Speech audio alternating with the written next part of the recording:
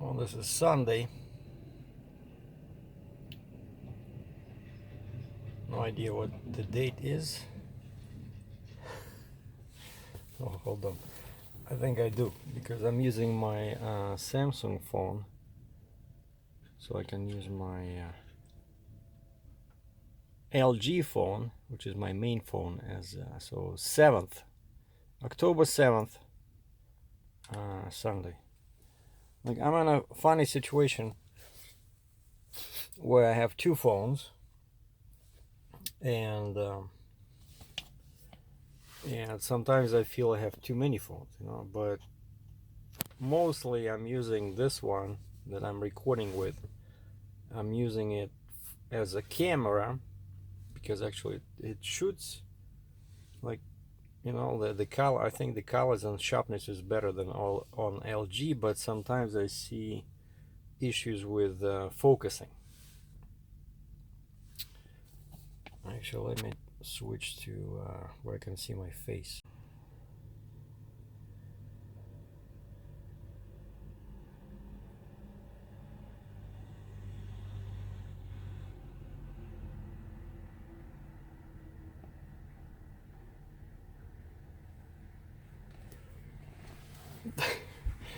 That seems like a very long trailer on camera. As you can see, it's drizzling. I wanted to go and do some photography, but it started raining, and so I came back into the truck.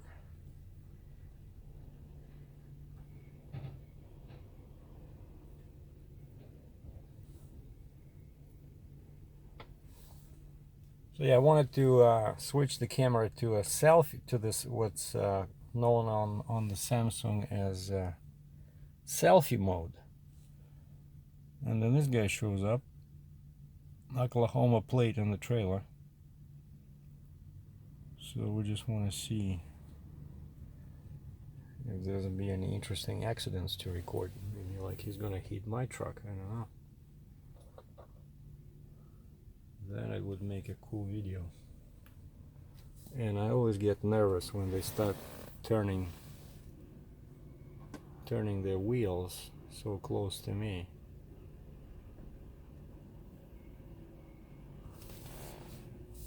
See, he's not even looking. See, he's turning the wheel, and he's not even looking. Well, seems that he's gonna make it.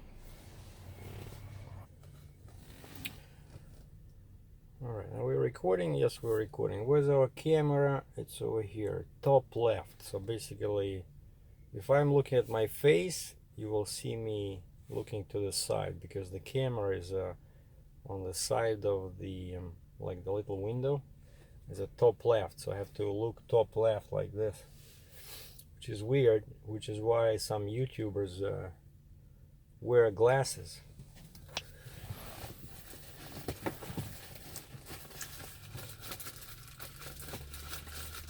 And so I can be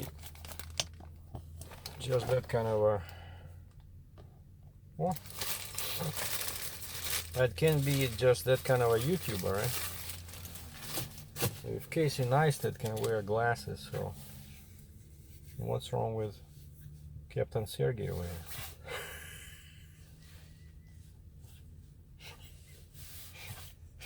Of course, the problem with these is that they're not gonna camouflage which way I'm looking, because if I'm looking at my face, you will perceive it as I'm looking off to my to your right. So anyway, just wanted to say that yesterday was a nerve-wracking experience. There's nothing to do here, right? Saturday. And one thing about these safety glasses, see they have these kind of like supposed to prevent the moisture, I guess, but all they do is as soon as you put them on, they get steam. I don't know, like my eyes are steaming. I don't know what's going on, but and you cannot do this, right? Like I mean, very cool looking. I like how I look. I think I look very cool in these. I don't know where my real sunglasses are. And speaking about sunglasses, I need to buy new ones, because the problem when you carry sunglasses in the truck, they get scratched and then you cannot see. But I think I have, like these ones that I wear when it gets like they're very old-fashioned, right? But they help with the vision, like conditions like this, for example, when it's raining and everything is gray. Like these actually glasses, believe it or not, they really improve contrast, and they cut on glare. So I like wearing these when I'm driving late at night. Now I cannot do that because I have an oversized load, but I love these, like very useful in dusk when it's still dark in the morning. Very nice. And I think when I bought them, yeah, it was the, see over here, it says Hawk Optics day vision. Oh yeah, these came with there were two pairs of glasses over here. See, like this one was day vision and this one was night vision. And that's what you need. You need a case like this in the truck when you carry, because these ones are still not scratched, because I carry them over here in this soft little box, But the other ones, like my regular sunglasses, I always put them somewhere, and now I have a bunch of scratches, so I have to buy new ones. Actually, I was in a 7-Eleven across the street, but somehow and they sell a bunch of glasses over there, but somehow I was not in the mood to start trying sunglasses on. Instead, I found a new type of protein snack. You know how I always buy these chocolate chip, like little bar, right? Because it hardly has any carbs in it. The problem is I'm allergic to milk products, and that stuff has, of course, chocolate. And I know if I eat too much, then I'll get very bad headaches, so I have to be careful with them. And so I went to 7-Eleven and I wanted to buy one of these, and I see they sell like something new, like a little packet, and it says 3 egg whites, 2 dates like a fruit, cashews, and blueberry, natural blueberry flavor. And how does it taste when you have eggs and dates and cashews? And turns out it tastes very nice. It only has 12 grams of protein, but it's kind of like a very chewy, kind of like a chocolate bar, but it has no chocolate in there. It's pretty pricey, $3 US, and it only has 12 grams of protein, like I said, but it has about 15 grams of effective carbs. And effective carbs is you take the total carbs and then you deduct the fiber from that, because that's what affects you. And of course, if you want to stay lean and mean and not to add too much weight, you gotta keep your carbs intake close to your protein intake. So by the way, my lunch was at this McDonald's, and I had double quarter pounder, no cheese, again because they use the cheese that I'm allergic to. Not all cheese is bad, turns out. Some old cheese doesn't have any carbs, right? But the stuff they use, for me, it's bad. And so I just said quarter pounder, no cheese, a small side salad, no dressing, and small fries. And that wasn't too bad, like not too many carbs, not too much fat. So speaking about the nerve-wracking experience, I really wanted to see this movie with Lady Gaga, because I like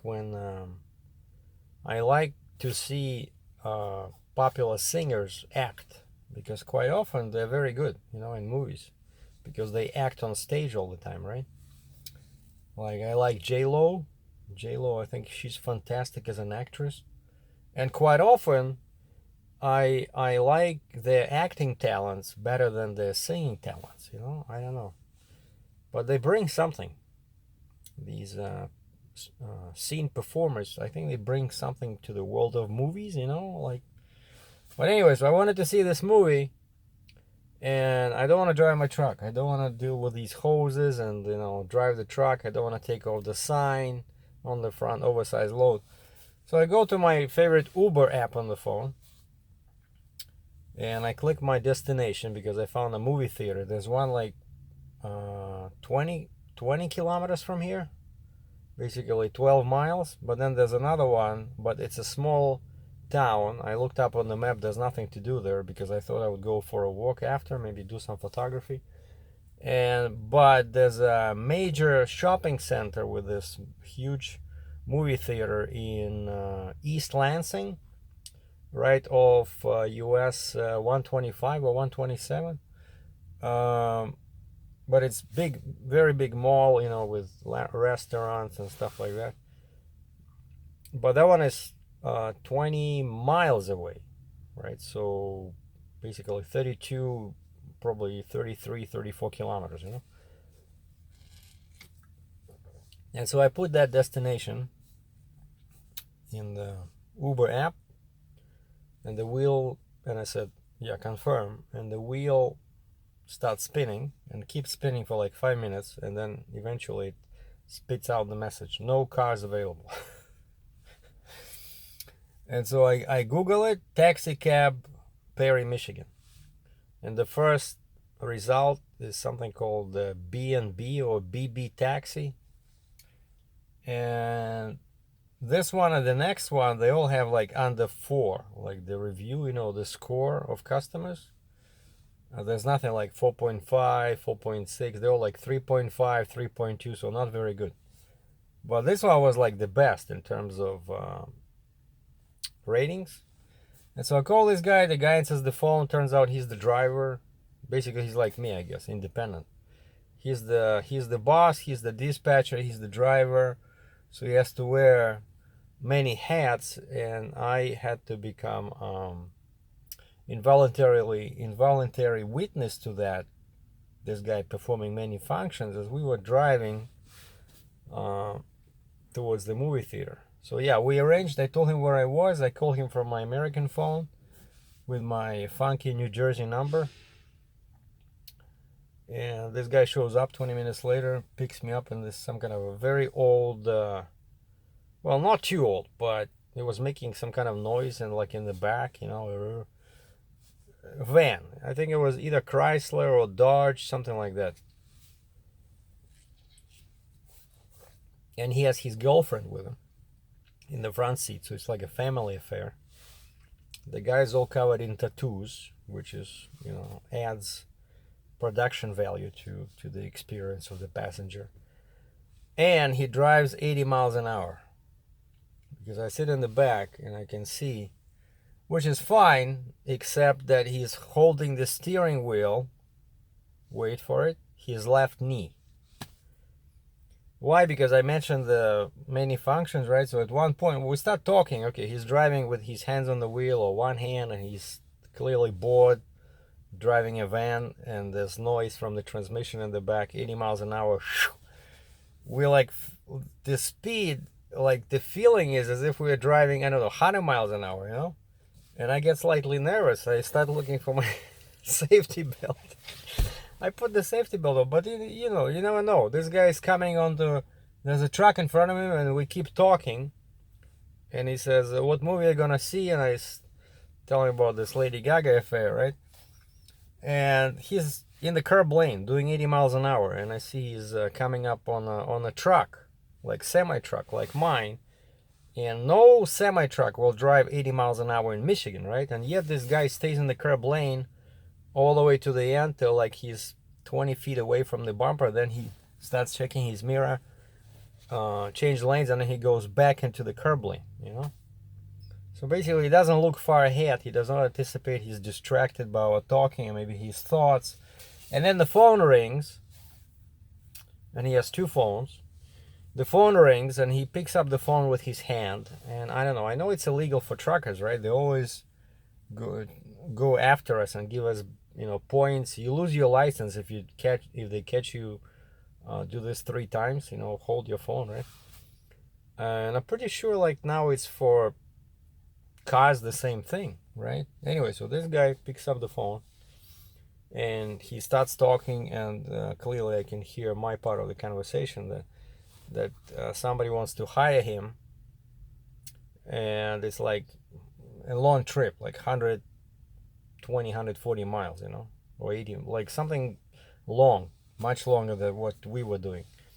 And so that was okay, that's his business, right? You want to get a ticket, if they catch you, that's fine. But then he says, 1 second, I'll give you a rate. And I see what's he gonna do next. And so now he holds one phone with this guy on the other end to his ear, and then he pushes his left knee towards the steering wheel, and he grabs the second phone from the console in the middle here. And his girlfriend is sitting like everything is, honky-dory, everything is fine. Like she cannot do it, I guess. Maybe she does not know how, but so this guy, I'm like watching, and I cannot believe what I'm seeing. I wish I had a camera with me, but so he's holding the wheel at 80 miles an hour with his left knee, and the road is turning, right? So he has to steer, like the road is not straight. He's passing some cars, then occasionally he'll grab it, then he goes back to his left knee. Unbelievable, I'm telling you. I got nervous. So he's talking on the phone, and he's holding like this, and his left knee is on the steering wheel, and then he picks up like his phone, and he's opening some kind of app, and he's doing like this, like this. You cannot see it, sorry. Like he's holding it at the eye level, and he punches some numbers in there, and then finally he says, he puts that phone down, and he grabs the steering wheel with his right hand. And I breathe a sigh of relief, and he says, well, he gave him the price. I forgot what it was. I think it was like $150 or something. I forgot. But anyway, finally we get over there, and he keeps talking. He misses the turn inside the shopping area to the movie theater. We will go around. So the guy basically very distracted, very bored, and doesn't stay on one topic. And so it's one thing when you're a trucker, right? And I hate it when I'm doing a load and people start bothering me, with phone calls. And, I don't hold the phone in my hand. I have this, right? So I put this, and this thing automatically turns on, like activates the call after 2 rings. So I don't have even to do anything. When my phone rings, I just have to have it on my head. And after 2 rings, it connects, right? That's how you should be taking and receiving calls. But of course, ideally, you don't want to talk when you're driving. But I mean, I hate it when I'm trying to focus on one thing. Like when I'm doing, let's say, like this trip, right? I still have lots of ways to go, and I got all these permits, curfews. I'm thinking, where I have to be tonight, so I make it to, let's say, Idaho, before the end of Thursday, because I found out my permit expires on Thursday. And I sent a message to my permit service company. I said, Tuesday when DOT offices will reopen, could you please ask them if they can do it for free, like move the effective date to Friday, which is October 12th, So if they do that, that would help me a little bit. I don't have to rush, like, if I have to be there Thursday. But that's like all other permits are fine. It's because of this delay, right? Because I'm still in Michigan and I lost 2 days. I pretty much lost 800 miles conservatively, right? If I could have done 400 miles Saturday, 400 miles Sunday, and then I would probably deliver Wednesday. So now it's postponed, or maybe even Tuesday, I don't know, but we'll see. But anyway, so I hate it when I'm focusing on one thing and there's people start calling me, asking me to book a load, like what's your availability. And so multitasking is fine when you're a trucker, and even then it's a nuisance, because our trips are much longer, right? But when you're a taxi cab guy and you have nobody helping you, you're everything. So you're driving, you're doing one trip, and at the same time you're booking another. And then I think when we were near the movie theater, when he was just about to, stop and let me out, there was another phone call. So basically everybody, books him by phone, right? And he specializes in this East Lansing, in the suburbs. Like a nice guy, young guy, but I think he should be a bit more cautious, when driving.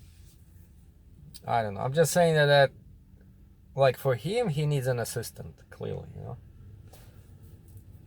I don't know. I think it's too stressful, like to do this one trip and you at the same time you're booking another and you're giving people quotes. It's just not healthy, And so on the way, and I asked him, I said, I tried Uber and I couldn't get any. And he says, you won't get Uber from there, from Perry going to Lansing. He says, they don't go there. Plus, he says, now there's a game, some kind of a college football game. It was on Saturday. He says, they're going to charge you $150. And I'm like, I don't think so. But I said, what's your fee going to be? And he says, well, probably $40-$50, for 22 miles. Which is, of course, more, but if I cannot find an Uber, right? So what am I supposed to do? I want to see the movie. I cannot sit in my truck all day.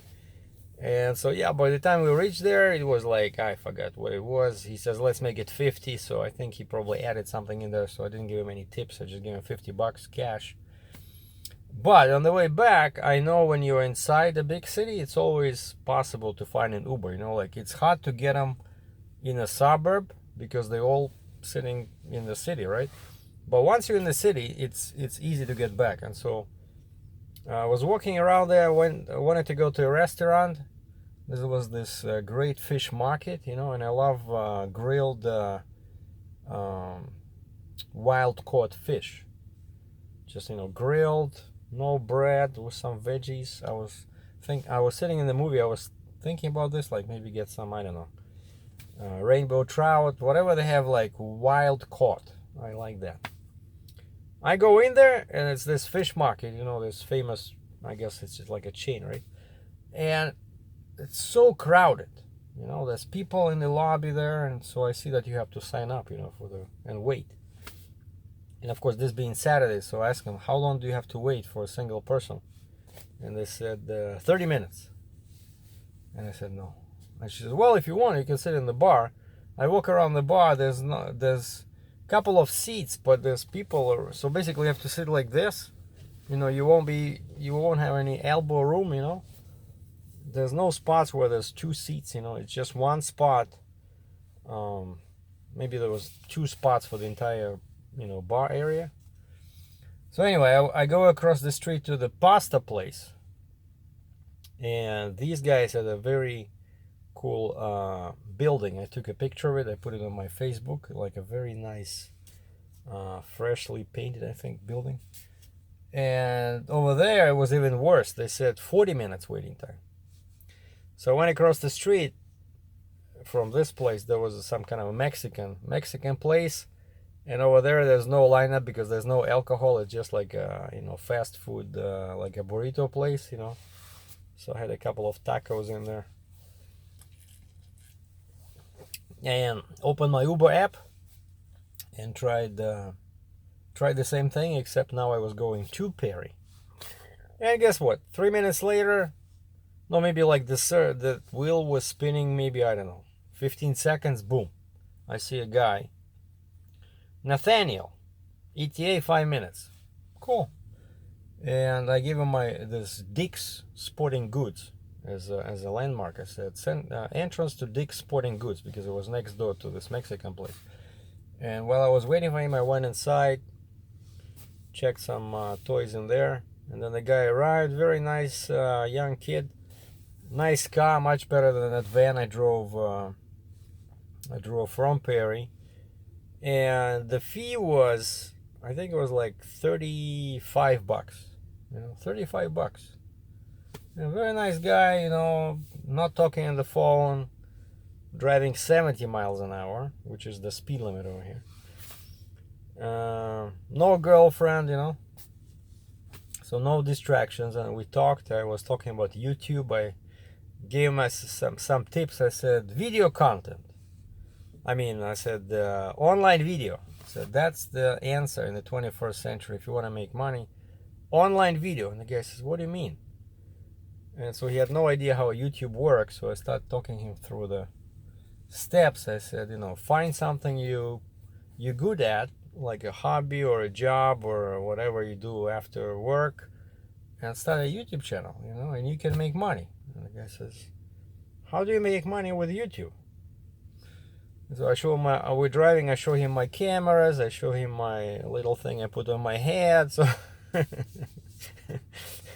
so it was cool. And so these 22 miles, you know, flew by fast. And the guy was thanking me, saying, you know, like, it was very interesting for him, you know, and I got an audience, you know. So it was a cool experience, very cool kid. So I gave him $10 tip for being a good listener, you know. So I guess he was happy. Oh, and by the way, these guys, what I like about, or don't like, sometimes it's kind of like sketchy, but Uber guys, they never know your destination. So basically all they see is there's a guy, let's say this guy was sitting 5 minutes away from me and he saw a request for a ride, but Uber does not tell him where I'm going. I guess they make it so that Uber guys cannot turn down people based on where they're going, right? So they want them to take all rides. And so when the guy arrived, I remembered this and I said, and only after he arrives he can see my destination. And I said, we're going to Perry, you know that?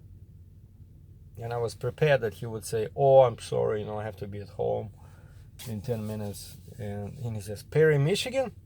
And he was excited. I said, yeah, Perry, Michigan. 22 miles on the freeway. And the guy says, cool. So he was happy. He liked that because, of course, driving, you know, doing short rides inside the city, they don't make too much money. And plus here with long rides, he can get a tip, you know, and that's exactly what happened. Because I appreciate this. I know that he would have to drive back 22 miles empty. You know, chances are, right? So I gave him a good tip. And so that was my Saturday. But the movie, I wanted to mention, if somebody wants to see that movie, okay, it has two parts. I'm not gonna spoil and tell you, like, be a spoiler, you know, and tell you about the plot, but I just want to say that if you want an uplifting experience, you know, if you're looking for entertainment, hold on, where's the camera? All right, it's over here. If you're looking for entertainment, right, and you want something positive, some positive experience, you gotta leave the movie theater after about 20-25 minutes of the screen time. Okay, just watch the story, develop, and then it comes to a certain point, somewhere around 25 minutes mark, and that's the happy movie. Because after that, it becomes a very unhappy movie, very disturbing, sad, disappointing, shoot yourself in the head kind of movie. So when I get back into my truck, I rewatched those trailers and interviews, and I could not believe how, like, Cooper and Lady Gaga was like at each other, you know, he's such a talented director, you know, and Bradley would say, oh, she's like such an amazing singer, you know. And they never mention how the movie ends, you know, which is so bad. So like 3 or 4 times I wanted to leave in the middle of the movie. Okay, so that's just my, without spoiling anything, without telling you the plot, but I just say that an amazing movie, amazing Lady Gaga, she can act, she can sing, you know. Cooper, I love him in all this, like, A-Team, you know, and he's great. But as a director, this is his first time, right? So that's why I say, if you're looking for a healthy, positive, entertaining experience, just basically try to persuade the cashier to take 50% off and just say that you will leave after 25 minutes, because the movie is almost 2.5 hours long, and after 25 minutes it's just misery, you know. It's a drama. That's why actually, if you look before you go, just if you look at the description, like, you know, the how they classify movies, it will not say like happy comedy or something, it'll say drama. Okay, so just a word of caution. So I don't know. The ticket was about $10 or something. And the guy says, do me a favor, check your bag in at the information desk over there. So what are you talking about? I see ladies, like, I'm always, you know, upset about this, because they let women go in with like shopping carts, you know, and they don't say a word. But a guy has a backpack, and they say, oh sir, you gotta check it in. And I said, where do you keep it? You know, I have some expensive stuff in there. I have my laptop, you know, and my camera. Oh, we're gonna put it in the room. Okay, so they give me a little, you know, ticket, and I'm thinking, okay, the last thing I want to do is I want to lose this ticket. I don't want to lose this ticket, because then I have to prove to them that all that stuff is mine. Sorry, but they didn't lose it. So I watched the movie to the end, got my full $10 worth of misery, sadness, and I hate movies like this. What's the point? Where's the entertainment? So don't get me started. Bradley Cooper, the great director. Good job, buddy. Just, I would say, stick to acting, you know? You're good at that.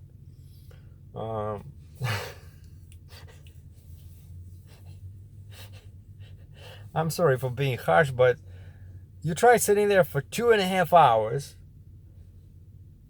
I'm not talking about the plot. Like I said, 25 minutes, and then you leave. Okay, then you'll thank me.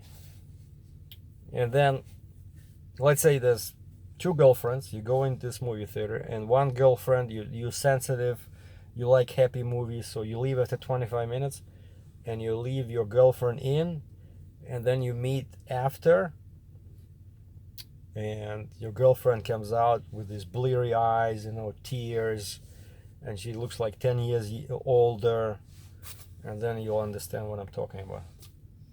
So anyway, this being Sunday, so I'm getting ready mentally for my trip tomorrow. Check the sunrise time.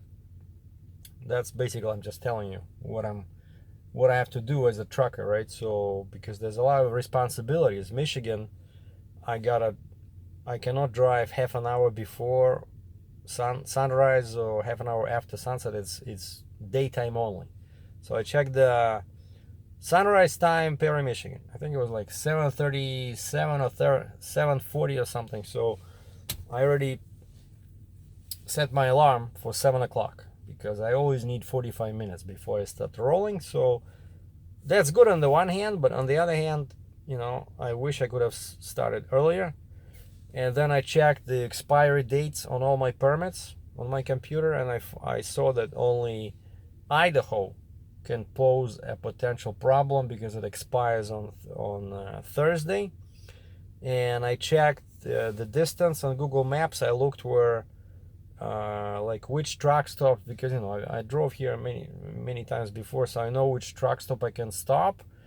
And I just, you know, played a scenario in my mind. Okay, if I stop here, let's say Monday night, and I do another 400 miles on Tuesday, so just trying to get to Idaho to my consignee before the end of Thursday, right? So basically planning the trip in my head on my computer. And then I looked at this Michigan. There's I did a detour before Flint, right? And there's another detour in Benton Heights. They want me to go on 94 Business. 94 Business.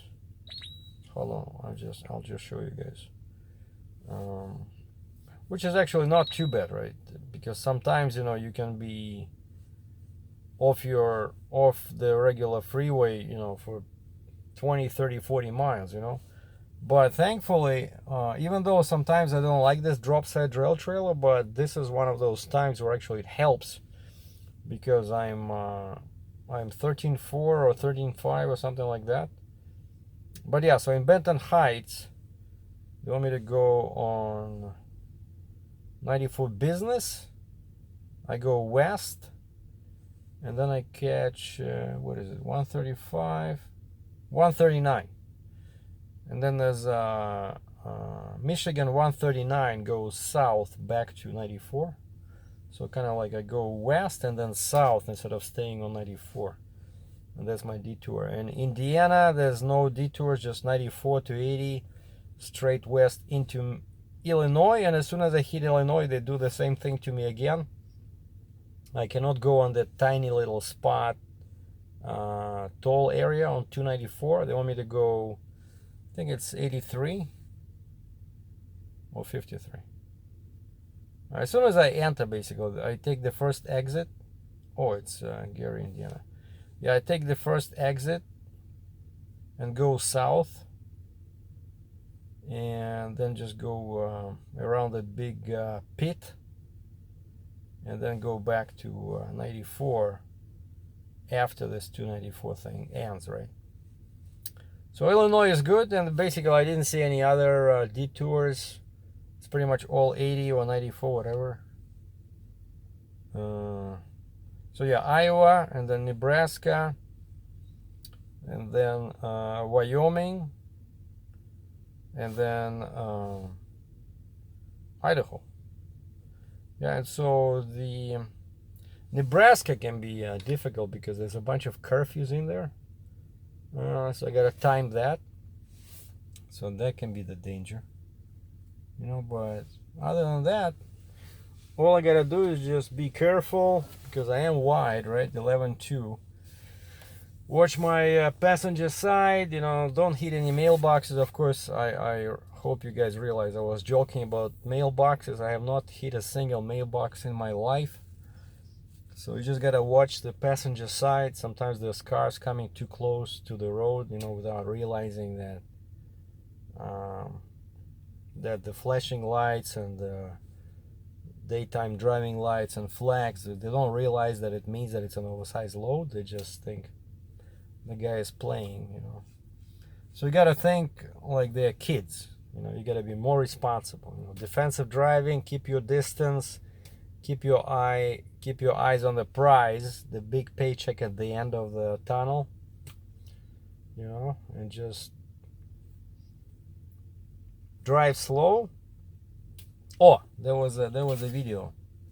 One guy shared an interesting video where a woman is driving and a truck in front of her hits a bridge, and it's hard to see what is that, but since he hit the bridge, it's clearly it's a guy like me with probably like an excavator or something, right? But and then she hits the guy who goes on the shoulder. And then she goes in the middle lane, and there's a bunch of comments in there, and some people say she did a great job, and some people say, you know, she should be arrested and put to prison. But I watched the video a couple of times, and that's one thing I noticed, is that she's driving at the same speed as that guy, you know, and she's fairly close. So she's following a big oversized load, I don't know, maybe 3 seconds away, you know. And that's why she doesn't have time to react when this bad stuff happens, and she drives into the smoke and drives to the right on the shoulder. You know, it was dangerous, and that's why I never like driving at the same speed as other people. I think the safest way is to you know, especially with a heavy load like this, it's 80,000 pounds. So I'm 80 plus 53. I'm 133,000 pounds gross.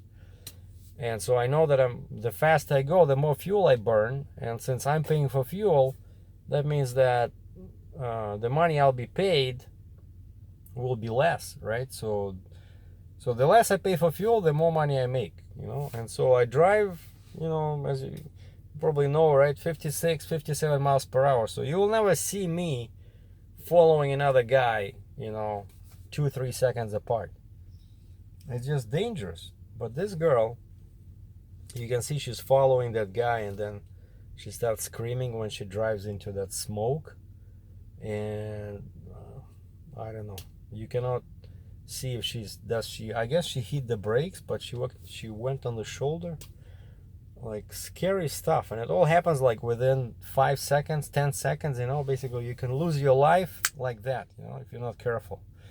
So the speed and the following distance, that's what causes problems. Well, and then of course in the northern Ontario, Canada, accidents always happen when some people, they switch on the cruise control, and then they go in the sleeper and they start praying. And sometimes that works, sometimes it doesn't, and so the truck goes in the ditch, and then the highway is closed for 2 days for investigation. So be safe, my friends, boys and girls. Enjoy your weekend, whatever's left of it. I'll catch you tomorrow. We're gonna do another exciting blockbuster, maybe going through Chicago, or maybe I think I'll shut down somewhere around Walcott, and maybe we'll go. I never went to that museum over there. You know, they have a museum, like trucking museum. It would be cool to check it out, like these old trucks. See if I can swap some parts with my K-Whopper. So stay tuned. More to follow. Captain SERGEI.